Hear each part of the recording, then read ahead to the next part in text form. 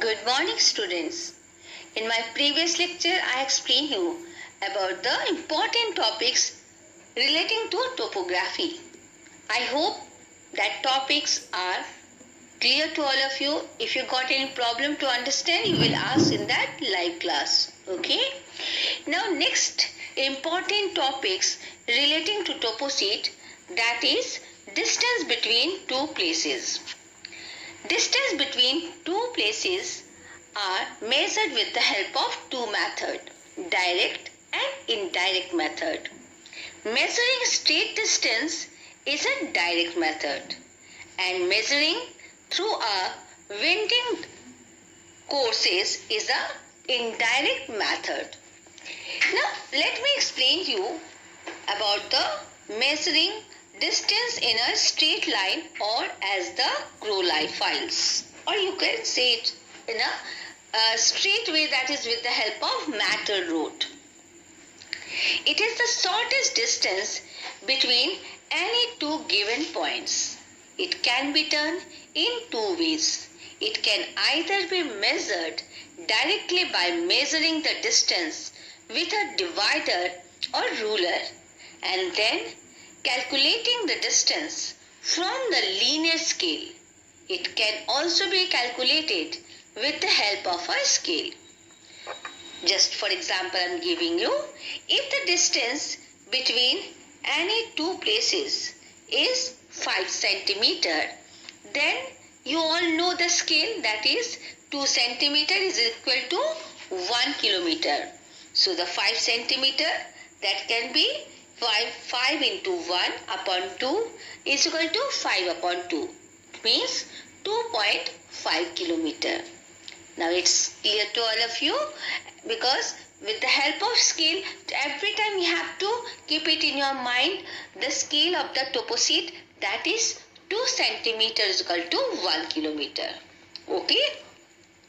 Now the next method to measuring for distance on a map, that is the measuring distance along a curved road, river or the canal.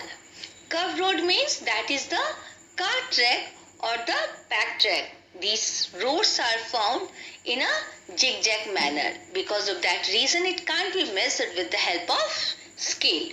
Okay, so this can be done either with a paper strip or a piece of thread. Paper strip you will not use, you use only the thread. Take the thread and put a knot on one end and then put the knotted end at the starting point and move the thread along the curved path marked with an ink dot at the end point. Then stretch the thread along the linear scale and then calculate with the help of scale. Okay, now in that way, if you will see, it will be 5 centimeter or 8 centimeter. So according to that, you have to calculate. And for that calculation also, you have to take that scale only 2 centimeters equal to 1 kilometer. Okay, I think it's clear to all of you. Now you all practice it. Now the next important topic relating to topo sheet, that is the mode of transport. The most important mode of transport in topo sheet, they are roads and the railways. Roads which are found in the topo sheet, these are the metalled or the unmetalled roads. Okay, pack track, car track. These car track and the pack tracks, maximum these are found in the hilly areas in a zigzag manner.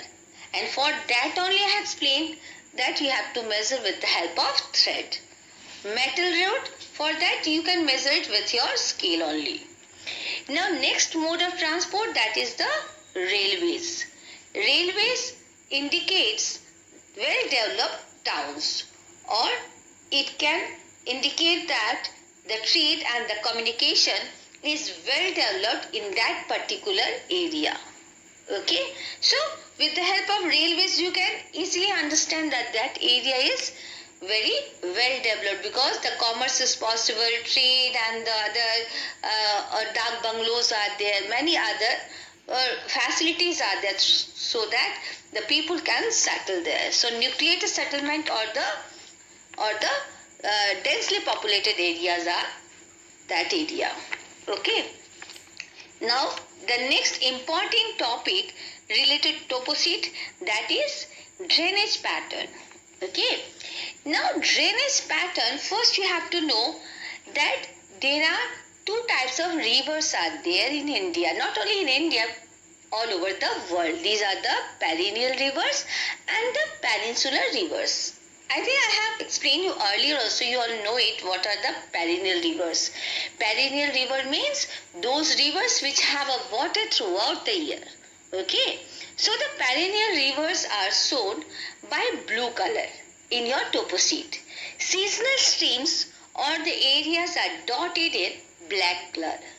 The direction of flow of the rivers can be found out by locating the spot heights which indicates the slope of land.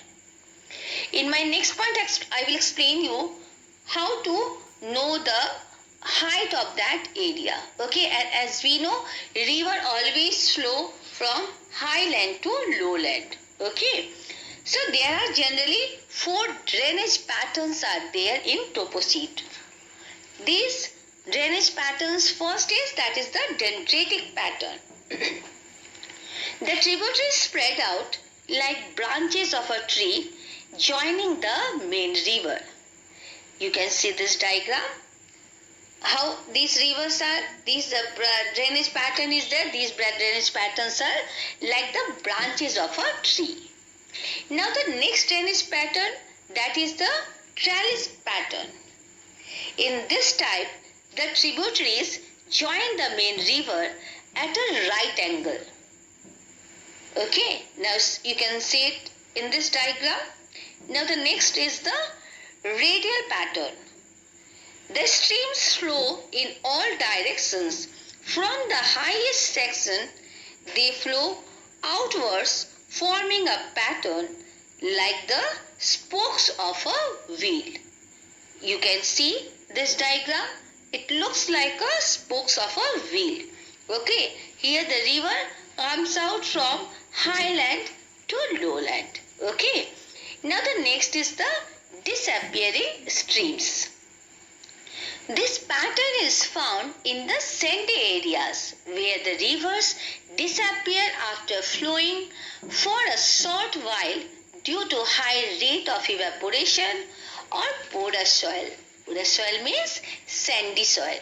Okay, because of that reason, after some time these rivers are disappeared there. Okay, that is called the disappearing streams. So all these 4 are the drainage patterns which are found in your topo sheet.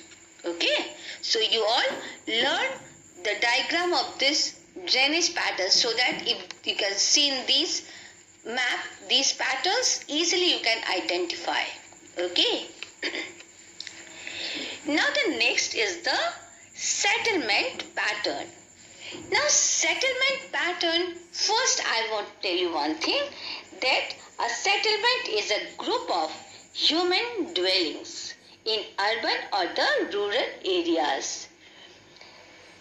Thickly settled areas are found over the fertile plains and on wide river valleys.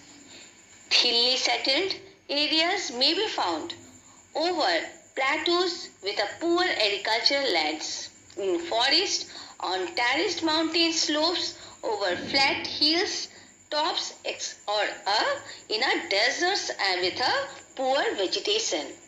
Absence of settlements or the empty space may be seen over the marshes and the swamps. Inaccessible forests are there, steep mountain slopes are there, areas of the possible flooding and sandy desert. Means in short you can say, with the help of these settlements, we can identify the population or to identify whether the area is rural area or the urban area. Okay, so is it clear to all of you? Now, next I will explain you about these settlement patterns. Okay, now these settlement patterns are generally three types of settlements are used in your topo sheet. First is the nucleated or the clustered pattern. Okay. Now it is found where the houses are situated close to each other. This category of settlement is generally found in fertile, productive plains. The site of such settlement depends upon the richness of the resources. Richness of the resources means what? If the railway line means the railway station is there, if the bungalows, job opportunities are there, if the fertile lands are there, so automatically in these area population will be very high, and because of that reason densely populated areas are there. Okay. Now next is the linear settlement. Here the settlement is along a river bank or road. This type of settlements have two parallel rows of houses and factories facing each other across the wide village. Okay, wherever the industrial areas are there, the workers who are working in these industries, they are living near that industry. So there what kind of settlements are found? Linear settlements. Okay. Now the next is the dispersed settlement. Here the houses are distant from each other. These are also known as the scattered or the sprinkle settlements. In this, the hamlets are scattered over a vast area. The reason is what? Because these kind of areas, these are either the steep slopes, or it means the mountain areas are there, or you can say deserts or the plateaus are there where the job opportunities are not there, fertile lands are not there. Because of that reason, these areas are thinly populated, means one house is here, other house is there. Okay, so in that area we found dispersed settlement. Okay, now today up to this you all practice all that. If you got any problem, you can ask in your live class. Okay, thank you. God bless you all.